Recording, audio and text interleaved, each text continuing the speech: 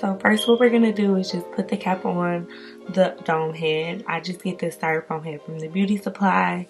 I'm using T-pins to secure the lace. Do not cut the lace. Use that extra lace to manipulate the lace, because if you are putting pins until your actual lace is on your unit, it's going to tear. So first I'm just going to line it up and make sure I have it where I want it. Pull as tight as possible. You don't want any air bubbles. And then once I get that secured how I need it to be, I'm going to start sewing on one side.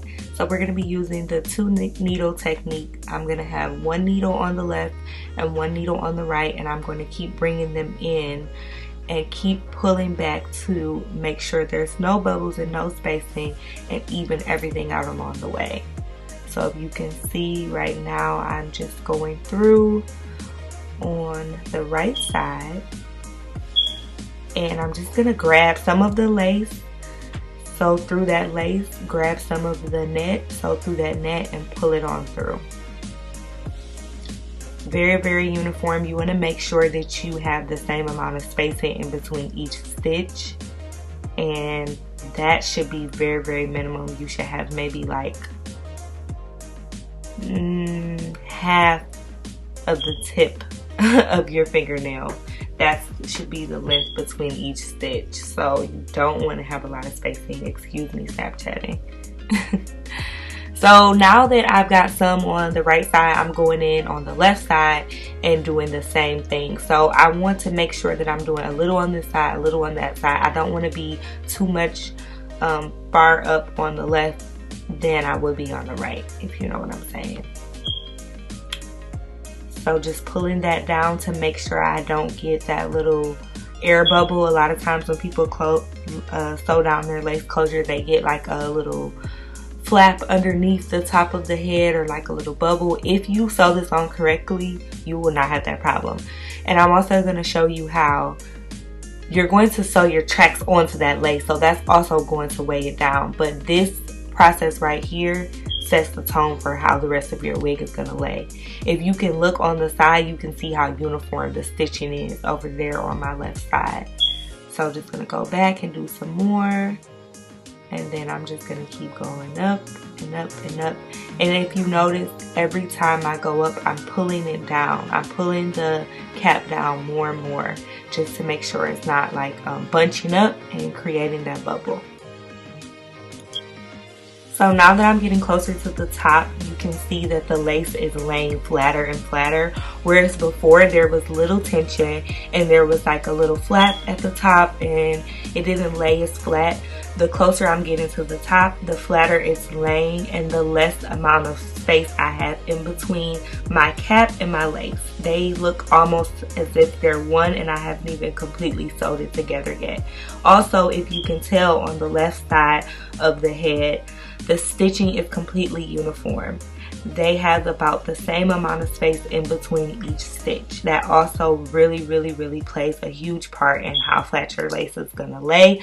So please make sure you take your time when you're doing this part. Don't be afraid to use your hands to manipulate the lace. If you notice, I'm holding the top of the head and I'm almost like pressing that lace down and placing it where I want it to be before I even sew it down.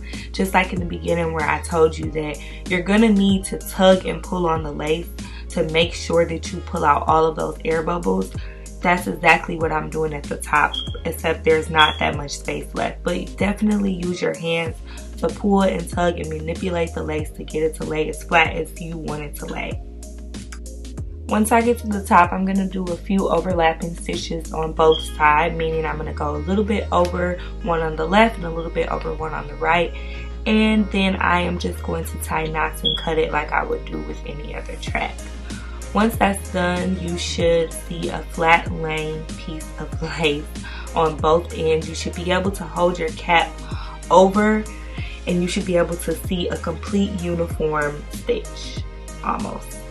So then I'm going to take my first track and I'm just going to begin sewing that onto the dome cap.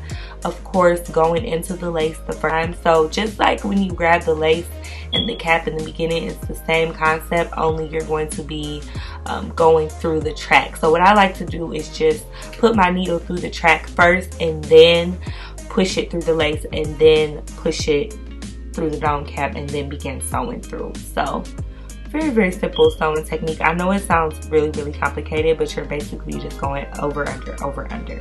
Now, once I get to the actual track, as you can see, I'm just wefting under. I do not go through my weft continuously because that creates shedding, and it's just not necessary.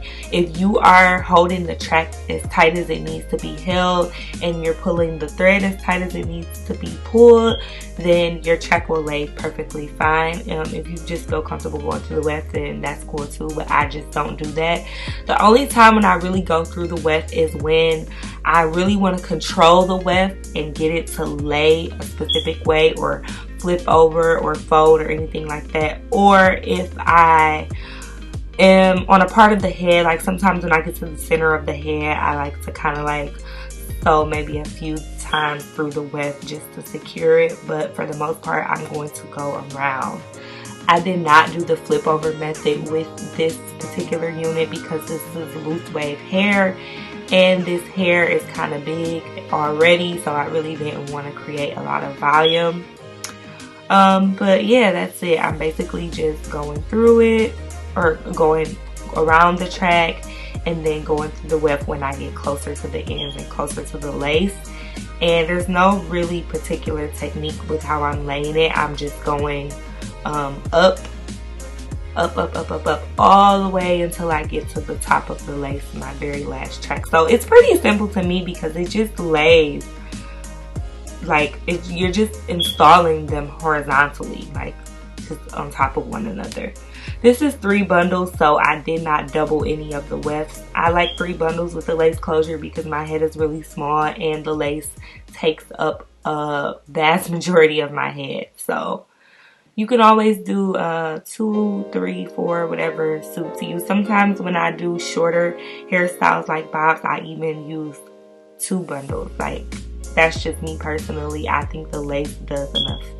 Keep in mind that when you're snatching a piece of your lace towards the end of the track, do not take a lot. Like, only sew a little bit through the lace because that'll make your lace bunch up too. So you have to be very careful with that and space it apart almost. So once you get to the top, you are essentially going to run out of lace to sew into because the way the head is curved, it's going to start just going straight across. This is the part that I was telling you about, where sometimes I might start sewing through the weft, going inside of the weft just to make sure that it's a little bit more secure. But again, that's optional because if you're pulling it tight enough, it should work for you. But basically, the wefts are going to start closing up on the dome cap, so it's going to start becoming more of like a straight across instead of, or more of like a U instead of a straight across. So you're just going to keep doing the same thing, but this is the part too where you really have to make sure that you're not putting too much pressure on the lace.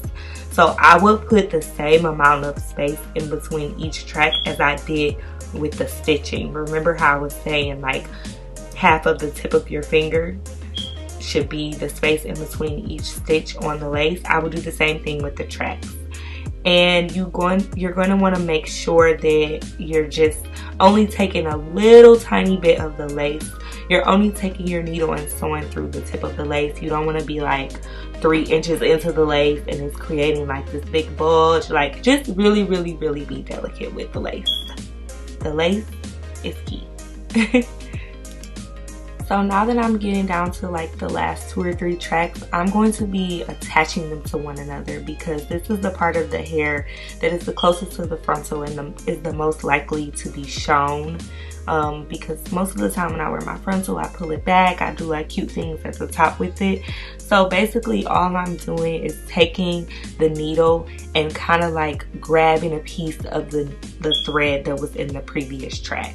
And you'll be able to see exactly what I mean during this last track. So basically I'm grabbing a little bit of that lash track, grabbing a little bit of the dome cap underneath, grabbing the lace, and snatching it all together as tightly as possible. So if the wind blows or anything happens, you're going to see all hair. You're not going to see weft, you're not going to see lace, any of that. It's all snatched as one. Let's check out my snap cam and see how this unit looks placed directly on my head with absolutely no glue or no tape. As you can see, the baby hairs are flowing seamlessly into that unit. Look at that. It looks like it's grown out of my head. Like, give me my props, because this was like my second time doing this. So I was definitely feeling myself at that point. I really liked how it turned out. It was really nice. If you guys have any questions about it, you can comment below or email me. Thanks for watching. Do not forget to like and subscribe, and I will see you guys next week.